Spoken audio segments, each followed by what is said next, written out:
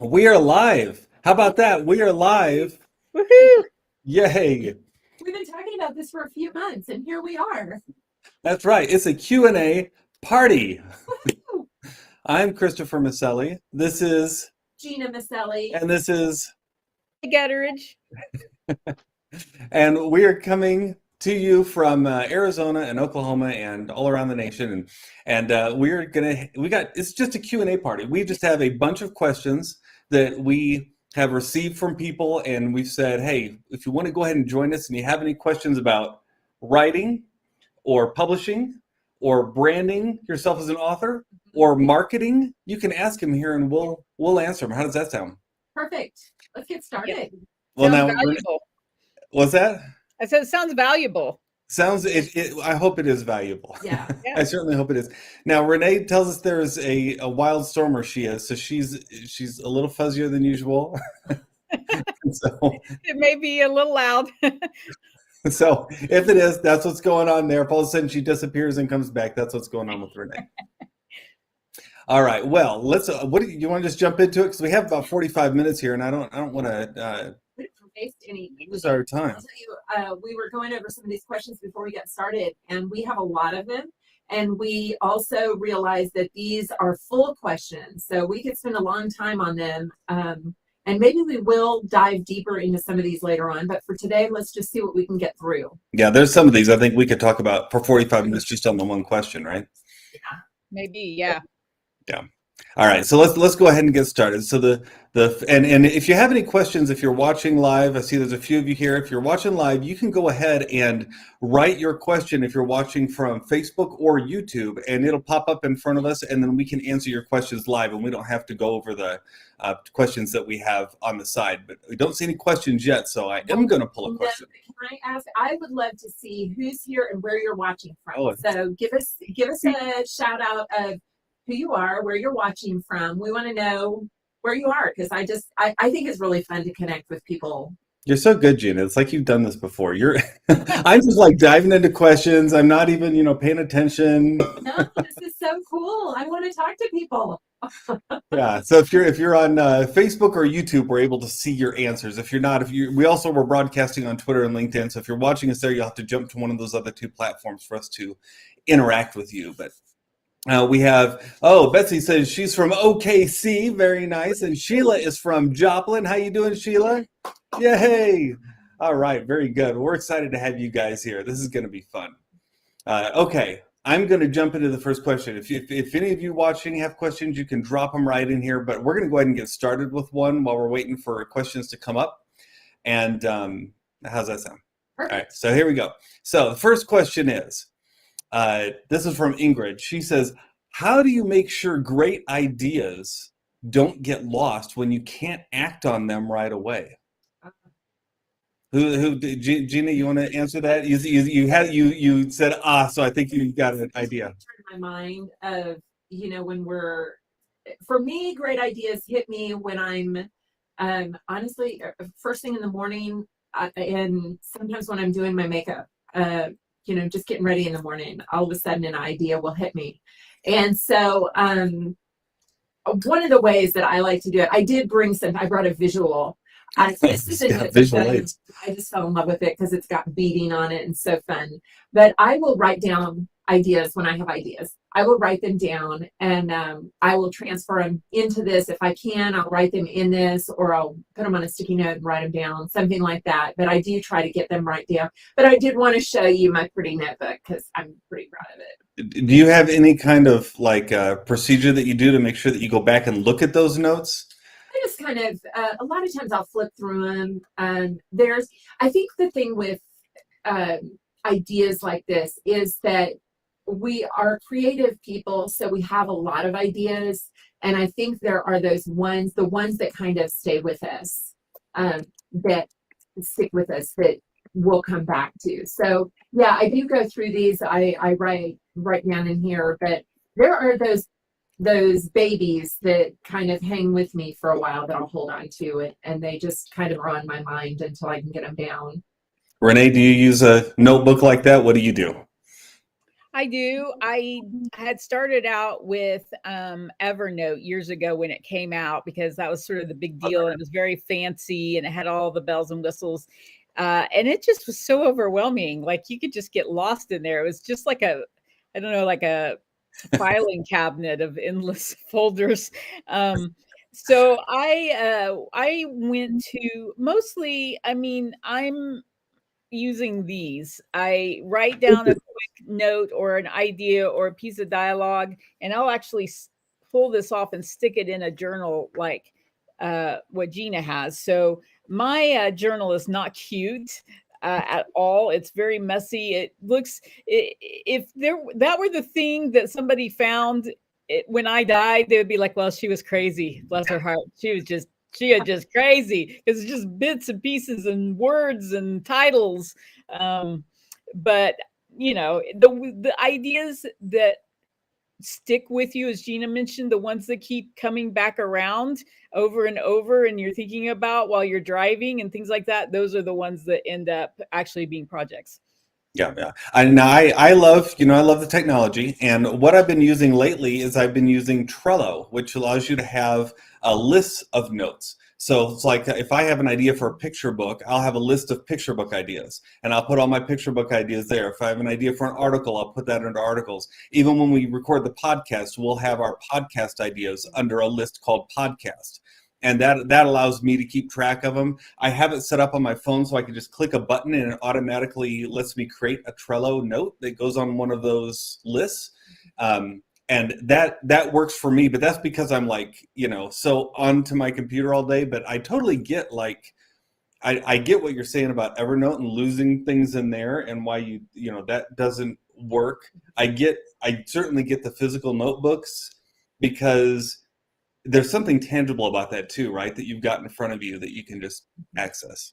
Well, and I did want to just bring up, we do have a friend of ours, and she records her voice. She keeps her phone beside her bed, and if she wakes up, it sounds like sometimes she has ideas in the middle of the night. She'll pick them up and she'll record them. So I think the only thing that would be just to make sure that you then transcribe it or send it somewhere so that you have it. But so that's another way and I think that would also work when you were driving. 100%. Take a phone. And I think, Chris, you've even done that when you've been running. I think. Yes. I've used my watch before when I've been running. Now that was hooked to Evernote, Renee. And you're running and you push a button and it'll record your voice and it puts it in Evernote and it transcribes it so that I can capture that idea. But I couldn't do that for a long period of time because it's kind of hard to jog and talk and record everything at the same time. Hey, if you have a question, go ahead and drop it on Facebook or YouTube and we can get to it live as we're talking here because we are live right now having a Q&A party about writing and publishing and branding and marketing your book. So let's go ahead and jump to the next question. We had a whole bunch of questions that were sent to us by email because we sent out an email earlier today. It's probably how a lot of you found out about this. If you haven't, go to writingmomentum.com and sign up for our email list. You get updates for stuff like this. But a lot of people responded with questions on the email. So that's where some of these came from. So the next question is, this one's also from Ingrid. This is kind of tie into the last one. She says, when pitching, how much of a book should you have written? Or can you pitch just based on an idea? Like if you have one of those ideas that you put in your notebook or on your Trello card or wherever, how much of a book should you have written? Or can you just pitch based on a single idea? How about you, Renee? Have you ever just pitched on an idea alone? I have.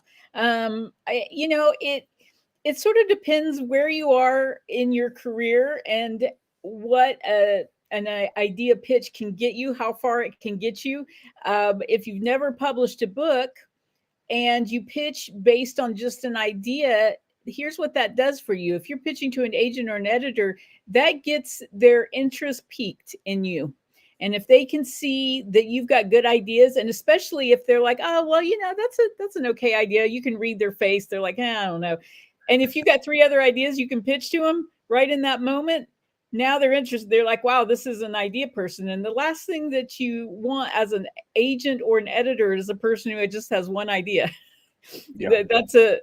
That's not valuable to them. But a person who has continuous ideas, who isn't thwarted by the rejection, but they can go, oh, you don't like that? Well, let me, give you something else. That shows them you're a highly creative person. So, if you're pitching, you need to pitch with the expectation that you're probably not going to sell the book on the spot there, but that you are going to get somebody to go, what's your name again? Do you have anything I can read? That kind of thing. You're building relationships. You're getting yourself in front of people. Sometimes it takes several years of going to writers' conferences or pitching, in other arenas. But eventually it pays off. And so, yeah, I've done both. I've pitched full manuscripts and I've pitched ideas, and both of them have helped me. Yeah. Hey, Libby, glad to have you here. Yeah, I think it kind of is based on relationships, isn't it? Like if you have a relationship with an editor, it's easy just to pitch an idea. Or even like I like what you're talking about, like if you're at a writers conference, because there you're talking one-on-one. It's easy just to kind of spitball things back and forth with someone as you're talking, right? And it's natural then. It doesn't come across like, you're just coming up with things out of thin air, don't you think? Here's verbiage for you. Here's a transcript you can go by, I think, because what people are looking for is somebody fun and energetic that they want to work with. So let's say you pitch your full-length manuscript you've worked 5 years on, and it gets outright rejected right there at the table at the writers' conference. They're like, we've never published that. Here's what you do. You lean in, you smile, and you go, okay, totally get it. Let me float an idea by you. Just tell me what you think as a reader. Like, what do you think of this idea? And just tell me your first impressions. Now you've got a relationship going. It's not so formal. They're like, okay, well, yeah, I'd love to hear ideas. Then you get the conversation going. You want to get rid of the stiffness as quickly as possible and let them know you're human and you're fun and you would be a great person to work with if you guys could find the right project. Yeah, that's good. That's really good. There is something just about it just being a natural conversation. It's not, and I think sometimes we lose that. We feel like when we go to writers' conferences or things like that, it's like, oh, it's almost like you're having a test, right? You're in school and you have a test and you have to do this just right so that they accept what I'm pitching to them. And we forget that, no, these are real people. Like that was one of the revelations I had, after attending multiple writers' conferences. I started to realize, wait, these people have left their job. They're coming here. They're looking for writers. And, they're just going, come on, man, help me, they're giving me some good stuff. Yeah. Yeah. And another thing that you can do, I've actually seen this done and I thought it was amazing. An editor rejected a manuscript and said, we're really only looking for sci-fi, something like that. I don't remember the details. And this writer said, I don't write sci-fi, but let me tell you about a writer who does. And it was a writer who was there at the conference, and she pitched her friend and said, can I make sure you guys connect? And I thought that was so generous. And it also showed that editor, this is a cool person. And if I ever get a chance to recommend them, I'm going to do it because they're generous in spirit. So keep that in mind. It is like Chris, you said, it's about relationship and it's long-term. Publishing is long-term, really long-term. So everything you do today can affect 10 years down the road. Yeah, that's awesome. That's awesome. All right. Next question. This is from Ruth. Can I pitch a book to a traditional publisher that I already published? And if so, how? So I think she's talking about if she's already published it, like self-published it, right? Can you still pitch that book to a traditional publisher? And if so, how? Let me take a stab at this one. All right. Yeah. Okay. So here's my thoughts. So years ago, I would have said no, probably not, because you've already self-published it. But that has changed wildly over the past, I don't know, 5 or more years, especially. And now, if you can show that you've had sales, that you've got interest, that you've got an audience, publishers love knowing that what you've got is a sure thing. And if they realize that, okay, you've got something here that is a sure thing, it can be published, they're going to be very happy to go ahead and say, yeah, go ahead and show me what you've got. And you can get some interest off of that. Now, what I would probably do is go to, like we are talking about, maybe to a writers' conference, or talk to an agent or something there, pitch it to them, and in doing so, you can show those numbers and maybe garner some interest. Would you bring a copy of the self-published book with you? I would. Yeah, I would. Why not? Show them with the numbers of what you've got. Yeah, I would think so. I think we have even heard of authors whose books have that publishers are actually kind of shopping the independently published books in order to find their next project. So they are looking for that sure thing. So yeah, I don't think it could hurt. The worst that'll happen is they'll say no, you move on to the next person, and you find somebody that can get it.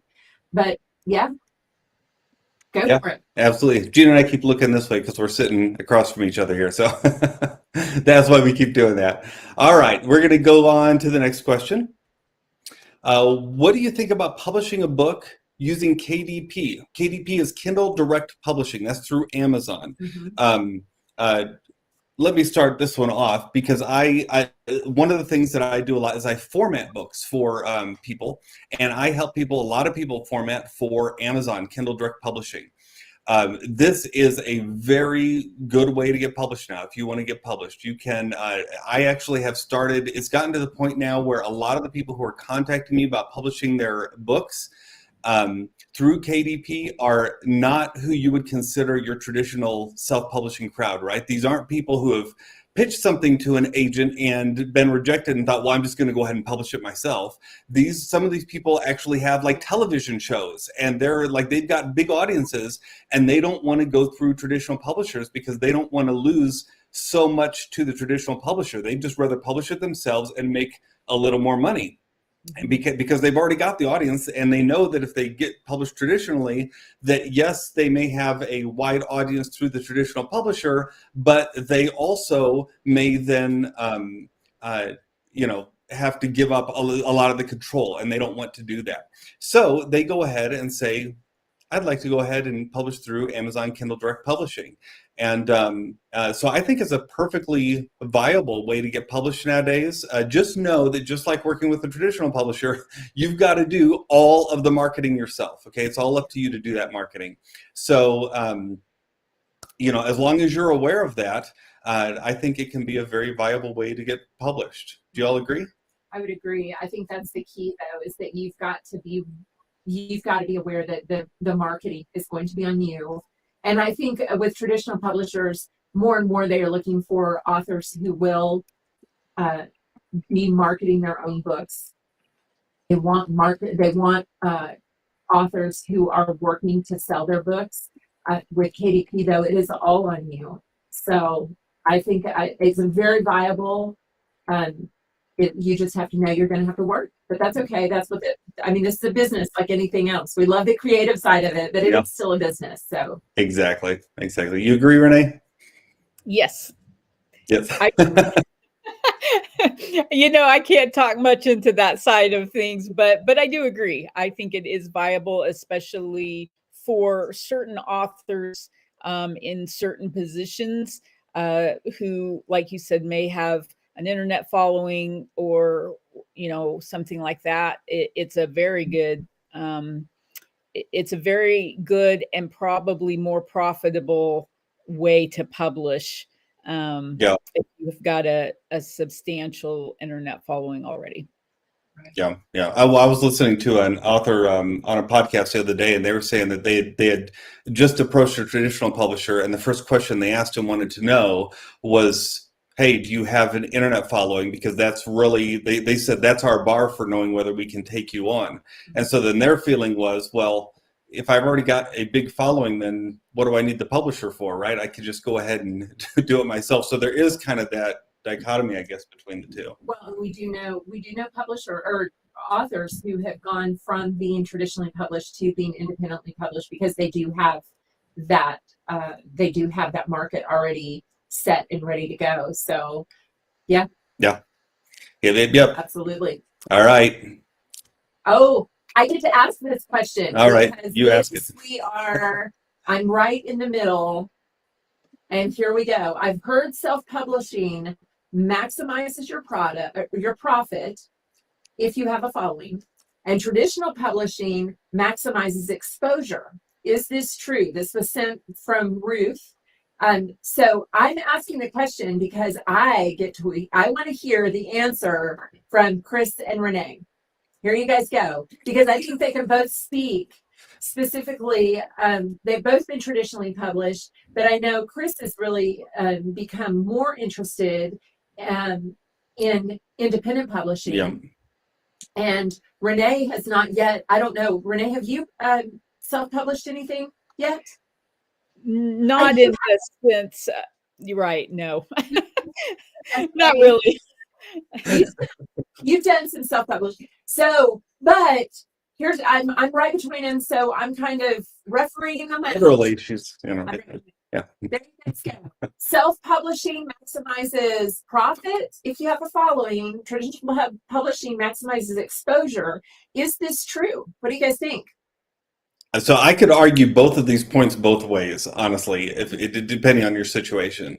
But I'm just going to take one side of the coin that I think is going to be the opposite of what Renee is going to say, and we'll see what you say, Renee. Okay, so does self-publishing maximize your profit? I'm going to say, in most cases, it does, because when you self-publish a book, essentially you're getting 75 to 80% of the sale of that book in your pocket, whereas when you go with a traditional publisher, you're going to get about 15%.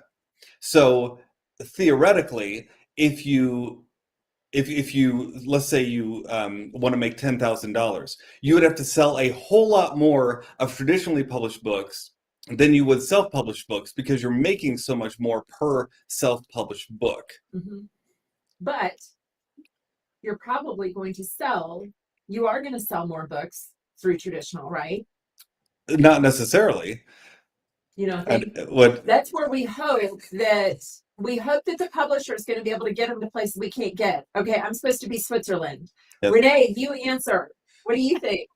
Okay, so Chris is right, or Gena, I can't remember who said that the traditional publisher may not sell more traditionally published. I've published 24, 25 novels, more books than that. And I've had some numbers that would probably be shocking to some people in how low they are. I've had some numbers that are shockingly high as well. But I would say if we're talking about maximizing just profit in a monetary way, yes, self-publishing, you're going to be keeping way more. But I think writing, you have to look at beyond just monetary. I have to look at creative energy. So what? It's not just about the money? Well, for some people it is, and that's okay. And there's no judgment here at all. But for me, because I write in fiction, the creative side of things is very much a part of what I'm spending. So I'm having to spend creative energy, and I only have so much. And if I have to take a large portion of that and learn how to format and take my time, developing fonts and all of the things that come along with self-publishing, which I've not experienced it myself. I've only sat in classes and it sounded horrific. But I'm a completely right-brained person. So those things are hard for me. They really are. I look at a spreadsheet and I start sweating because that is not how my brain works. My brain works in the creative space. So I would have to be expending a ton of energy on something that would drain me in multiple ways. So for me, traditional publishing was the way to go. I say that as if it was a choice. When I started publishing, there was no self-publishing. I thought traditional publishing was the only way to go. But I could have had opportunity through the years to switch over.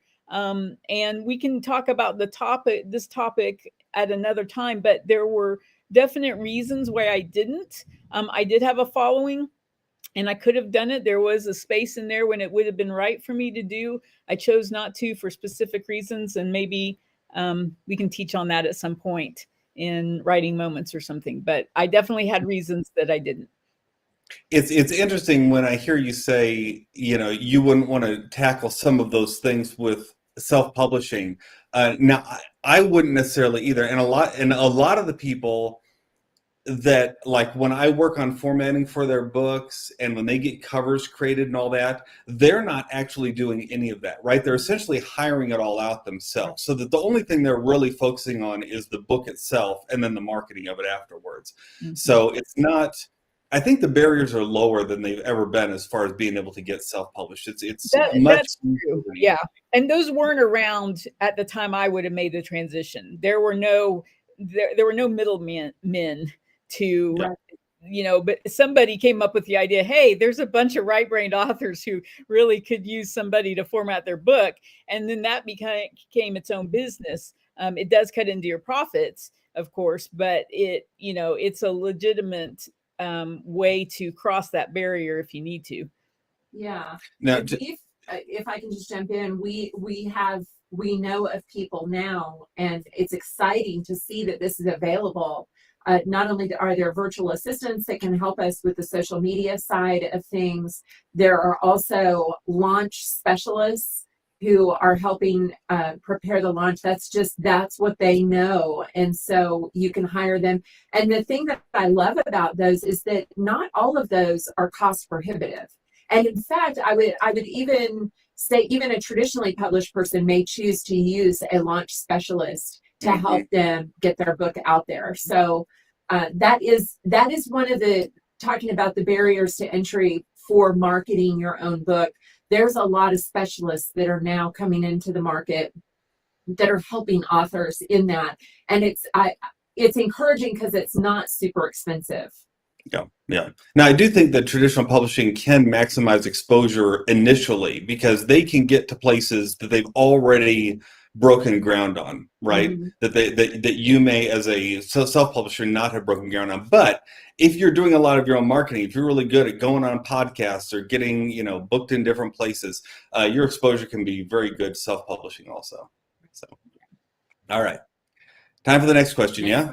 All right, here we go. Wait, who won?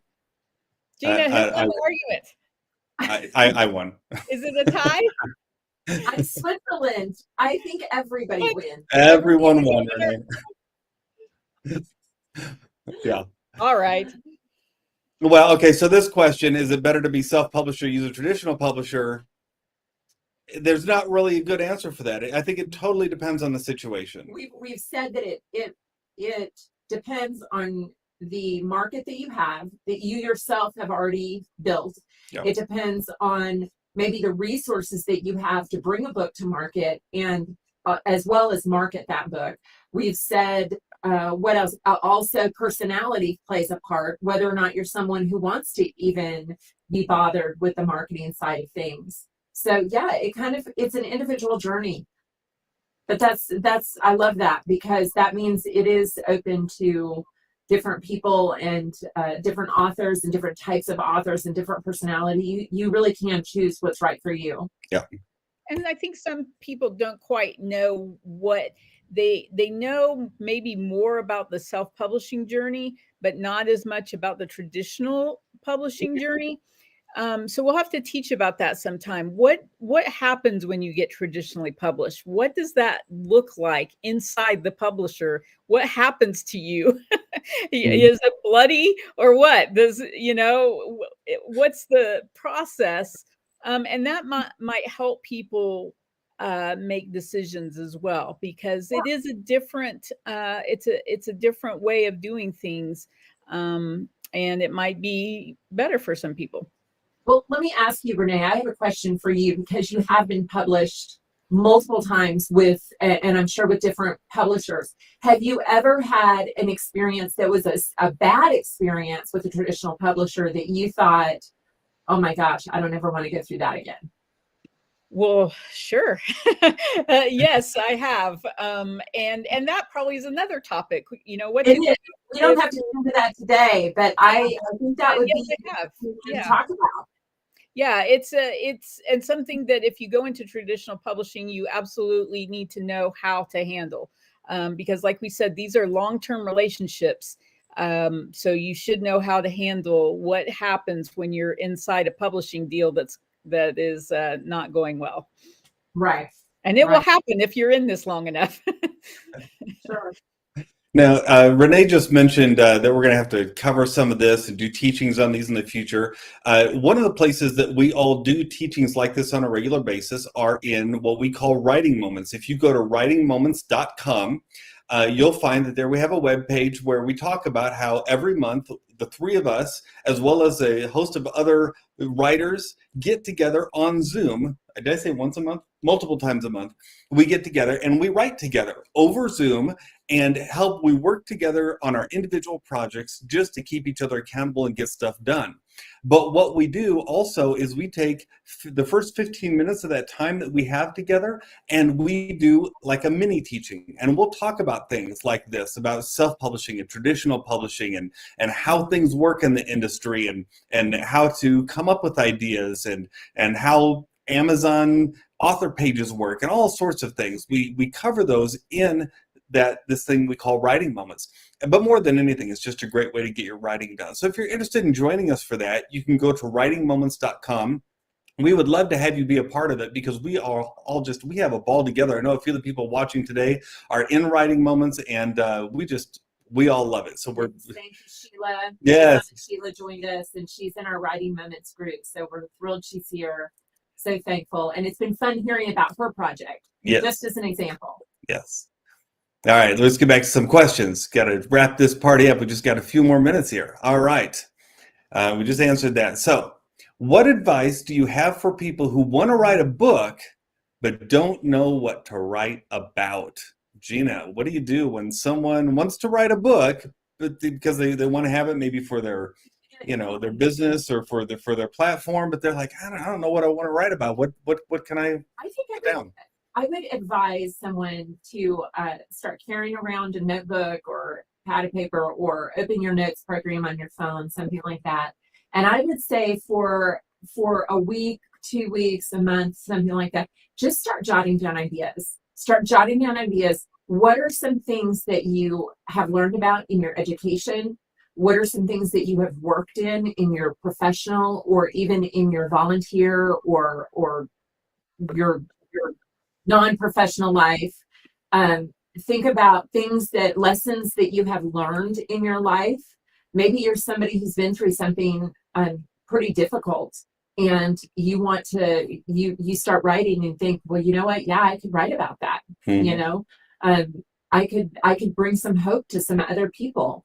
So I would just start taking some notes, and I think as you do that, and as you start writing those notes down, there's going to be those ones that kind of bubble to the surface that'll start sticking with you. And then you start writing down the ideas within that book or, within that topic. What are some specific things that you would want to tell someone if you were to sit down across from someone? And I would even do it like that, where you're thinking about, if I were sitting down with my best friend or with a close friend or with somebody in this particular situation, what would I tell them? And just start making some notes. And I say that as nonfiction. I'll let Renee answer for fiction. What would you do for someone who wants to write a book that they're not sure what they want to write about if you're talking about fiction, Renee? Well, I would say that it's pretty similar to what you're talking about. I mean, start writing down ideas. And as I mentioned before, I think it's the idea that keeps coming back to you. So, I'm a little bit opposite. I have too many ideas. I have ideas that are just flooding my brain all the time. You have And Post-it notes all around your I computer? wish you guys could see my desk of the sticky notes. I'll have to take a picture of it sometime. I have one sticky note here that says McFloppy. I know you all want to know what that is about. All it says is McFloppy. But yeah, I think from there, you start to go, okay, well, okay, I've used this example before, but it's kind of like if there were a bunch of men interested in me, which I'm sure that's happening. And I'm married, by the way, so I'm just using this as an example. But if I'm trying to just choose, it's like, which guy do I keep thinking about, right? Like, which guy keeps coming back around and in my thoughts. And I think that's the same with ideas. Like, I think it's the one who keeps filling up your brain, the one that now you've got to start pushing out the people and getting into the one person or one idea, and you start spending time with them, getting to know them, getting to know if there's any substance. This is such a great analogy. How is anybody cheering in the chats? Because I can't see it. My chats went blind, so I can't see what everybody's saying, but this is a fantastic analogy. So anyway, it's like you start going on dates with the idea, and you see if there's any substance there. Can you go any further with this person other than just the surface? Because if you can't develop any characters, any plot, any themes, then it might be a decent idea, but kick it out after a while. Yeah, so Sheila says, hey, that's great, but how do you sort through all those ideas to find the ones that work the best? Because she says she has a library in her head. Right. Well, there's other things that you can, think about, such as how much income do they earn? But it is those sorts of things. Like, I think you've gotten off topic now. You're on to we're talking about the writing ideas. Hear me out. This analogy works, I promise. Hear me out. Okay, you got a bunch of ideas. I'm speaking in fiction. You got to start asking yourself, is this a book that a publisher would be interested in? Because there's great ideas, there's fun ideas, there's party trick ideas, but if you're trying to get published, is this something you'd see at Barnes and Noble? Is this something that you can pitch in 1 to 2 sentences, or does it take a whole dinner to explain? Yeah. Those are the ways that you can start sorting through all these ideas, as well as going, okay, which one's viable commercially that you might see on a shelf? Yeah. That's really good. Yeah. Betsy says swipe left on those ideas. Nice, Betsy. Yes, Betsy gets my analogy. She gets it. Okay, I'm gonna write a whole article on this. This is. I think you've got a mini book on that, if nothing else. A whole book, like a whole writing book about that. Narrowing down your idea that you could. I don't know. Maybe you do call it swipe left. I think sometimes I like that. She just wrote your book title. Thank you, Betsy. I think there are ideas too that just keep coming back to you. Like, you can't let them go. Like, you're like, man, that one's keeping me up at night, and I think I got to do something with that idea. And that's usually an indication that, okay, this is something that may have more legs to it, right? Well, and I think, okay, so we're talking about books, but Renee, you write screenplays as well, and I think that's probably the same type of idea, the same type of parameters that you put around your screenplay ideas too, is which ones keep coming back, which ones would be a full screenplay, and can I really see it? I would imagine. Is that true? It is true. And, the longer you get into professional writing, you really do start thinking you start entertaining those other questions. This might be a great idea. Is anybody going to make it? Is it too expensive to be made? I have great ideas, but it's going to cost $40 million to make. Nobody's going to hire Renee Gutteridge to make a $40 million film. So, I do start trying to base some of my ideas and thoughts on what to do next in reality, about, how legitimate of an idea is this professionally? Is this worth my time to spend a year writing this? Does it have a good shot? Yeah, yeah, that's good. That's good. All right. Unless you got a question in chat, I'm jumping to the next one from email. This one is, are there any super simple life hacks to get focused and gain momentum? Oh, this one is like it's written for me, isn't it? I love this stuff. I love it, love it, love it. Yeah. So to get focused, you may have heard me talk about this before. I've done a live on this before. But I love the Pomodoro technique. This is where you set your timer for 45 minutes.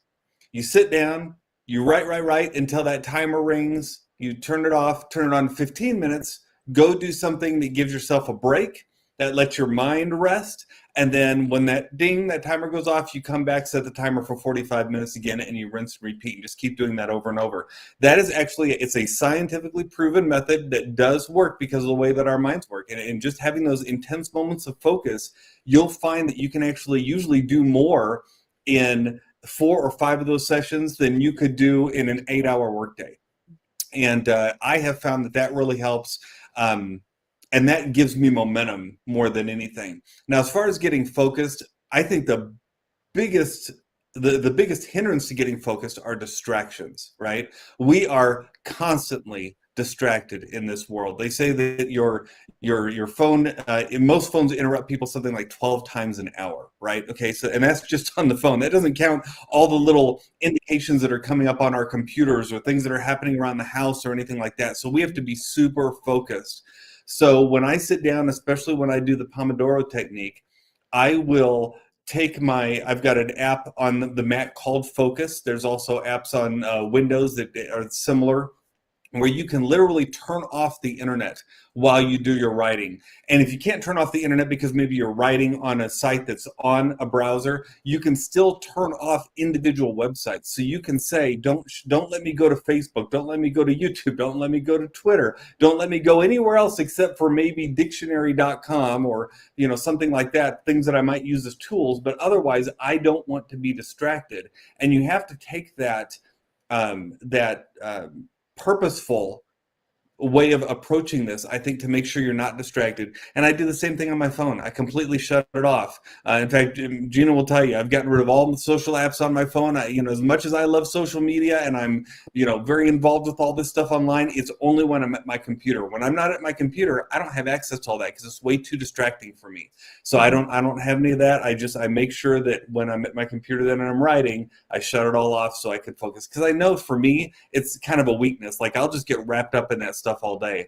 And I think the things that we all have are too important to write to allow ourselves to be distracted by such temporary things. Yeah. Well, and I do want to address this for those who have small kids, because I remember being that mom with small children. And was that distracting? It was a little hard there for a while. So I would, I've talked about this before, is that I pre-plan my week. I try to pre-plan when my writing is going to happen. I go ahead and I put it in my planner, schedule that time so that that's to help me. That's not, it's not just to let my family know that that's the time, but that's to help me. But also I would create, when I was little, when my kids were little, I remember creating like a red dot, like a stop dot, that I would put outside of my office too. And I knew I couldn't leave it there for a long period of time. But if I knew that my kids were going to be taking a nap, or if they were going to be even watching a TV show or something like that, and I had that time, I would use that time as well. And they would know that if they saw, now this isn't when they were toddlers, but when they were older, they would know that that red dot meant that mom was going to be unavailable for the next 30 minutes or the next hour or something like that. So take advantage of those times too. If you have small children and they still take naps, take advantage of that. If they go to bed early, you can take advantage of that. Look for those times. And beyond that, I would just say, have grace for yourself. Give yourself space to realize that you are in a season, and that the season that you are in right then is not the end. That is not the last season you're going to face. And if you are in a season where there's a lot going on in your life, just have grace for yourself and know that there will come a point when your kids are going to be a little bit older. They're not going to need you as much, or when maybe your business isn't going to be as busy, or your work life isn't going to be as busy, and you're going to have some time that you can devote to it. So don't be too hard on yourself, because I think as creative types, we can sometimes beat ourselves up really well. We're just really good at that. And that's not don't fall into that trap, because that can be the other trap that can just drain your energy too. I can sometimes get in my head too and think that I need everything to be perfect before I can write. Yeah, oh yeah, believe me. And so I've had to learn that, you know what, as long as I'm intentional, even just a little bit, right, that can give me a little more of an edge than I had a moment ago. And so really anything you can do just to make sure that, okay, I got this, I'm focused on this now, it's going to go a long way. One of the ways that I absolutely love, that I have discovered recently about getting focused and gaining momentum, really over the past couple of years, is by writing with other writers. And this is something, you heard us talk about this a little bit earlier. We have this, at the risk of sounding like we're advertising constantly here, but we have this group called Writing Moments, and this is a way that we can get together with other writers and write on our individual projects together. And what it does is it causes us to put it on our calendar and say, I'm going to sit down for this 45 minutes with these other writers, and I'm going to work on my project and get it done. This has helped every one of us who've been a part of this really get some good writing done. We have literally written, I don't know, thousands and thousands of words together just over the past couple months. So if you feel like you kind of need that oomph to get going with this, check us out at writingmoments.com and join us. We'd love to have you be a part of this with us, because we really do feel like we're getting a lot done through that. Yeah. Okay. I think we got just one more questions here. How do you go? Yeah, this is the last one. How do you go about writing, publishing, and selling a book? Renee, just go ahead and tell us, how does that happen? In 5 minutes. In 30 seconds or less. Writing, publishing, and selling a book. I will tell you how I did it. And I did it through writers' conferences. And I mean, that's how I did it. I started going to writers' conferences. I started forming a network. I started meeting agents and editors, and published my first book through pitching at a writers' conference. We run a writers' conference along with several other co-directors. It's called WriterCon, and it's coming up this September. So if you're interested in learning this process, I tell you, we can't answer all the questions in a minute or two. It takes a lot of dedication and learning, and that's what we're dedicated to at WriterCon. So writercon.com will give you all the information. Registration is open. You'll get to see the speakers. The schedule, I think, is up now. And if you've got any questions, let us know. Yeah, Gena and I did a live yesterday, I think, on when the schedule came out, just about all the sessions. All we did is cover day one, and it took us almost a half an hour just to go through the sessions.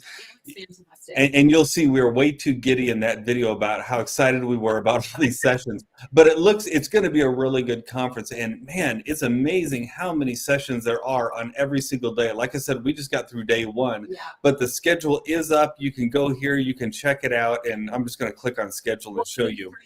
Look at this. And Renee, what is one thing that you're excited to something that's exciting about WriterCon that you're looking forward to this year?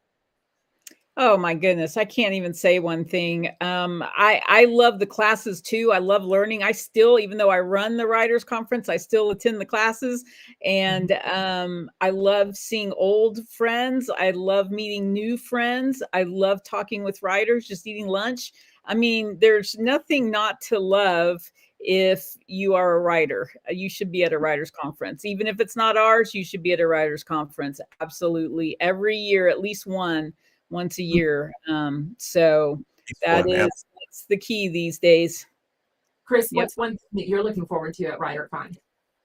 Well, we've often said that one thing we love about WriterCon is these just feel like our people, right? It feels like when we get together, like we all have this common language. And it doesn't matter where you are in writing. You might be someone who is just starting out, and what you'll see is that there's a whole string of classes just for those who are like, just wanting to dip their toe in the water, and you don't know even where to start with anything. And then there are many classes also for those who are very advanced and want to just dig deeper. So it really doesn't matter where you are. And what you will find is that it's very welcoming. The people who have been doing this for years are excited to help you if you're just starting out. and you will learn so much. There's also going to be agents there. There's editors there. You can learn so much from people who have been in the business. And Libby just asked, she says, will that be online? So what they're doing this year is they are going to record the conference, but it's not going to be live online. So you'll be able to, if you want to purchase like online tickets, you'll have access to those after the conference is over, and then you can go through all the sessions. So this is in Oklahoma City. I don't know if we said that. It's in Oklahoma City, Oklahoma. So if you can make it and you're there, there's nothing like being at a conference like this live, but the next best thing is to catch it online. And so, yeah, there's a whole online option where you can do it afterwards, and you'll be able to have each of the different sessions available to you. I think they're recording like all the side sessions. So that's the one advantage of getting. I know a lot of people who go live and still get the online version of it because there's like 4 classes going on at any given moment. And so this way you can attend, all the different ones together. Mm-hmm. Yep. Yeah, Sheila says, you make amazing relationships and the encouragement will set you on fire to write more. Yeah. That is absolutely true, Sheila. Absolutely. That's the thing also with WriterCon, or with any writers conference, is that you go and it's like all of a sudden, like the creative doors are just open. The vault is open and you start getting all these amazing ideas. You get excited about it, and there's just an energy to it that you just, I don't know, it's just a fabulous experience to be in there. Yeah. And I will say, I've been to other writers conferences that weren't as energizing as WriterCon is. I really, and so, I mean, we're fans of it. I know we help with it and that kind of thing, but it really is, I think the creators of this have worked really hard to make it to be a really welcoming, warm event. So one of the taglines they've used is that it's the best conference in the Midwest, and I really think that's true. It really is. It's a good conference. Yeah. And a couple hundred people show up to be a part of it. I say that the other thing that makes it really nice is that it hits a lot of different genres. So it not only is nonfiction, it's fiction. We've got screenwriters who are going to be there. There's just, I think I even saw there was some poetry. There's fantasy and sci-fi. There's romance. So there's a lot of different genres that are going to be. It's writing, it's publishing, it's self-publishing, it's branding, it's all that good stuff. Yes. And then on Monday of WriterCon, they're going to have some intensive type sessions that are more like master classes that are going to last for several hours. I believe there's one on branding and one on fiction writing. Yep. Storytelling, yeah. So I'm excited about that. All right. Well, I think that wraps up tonight's party of all these questions for the Q&A. If you've got more questions, feel free to drop them in the chat if you're watching this later on any of the channels, and we will compile those and we will use those next time we come on, because we're planning to do this on a regular basis. So we so appreciate that all of you have stopped by and been watching it. We hope this has been beneficial to you.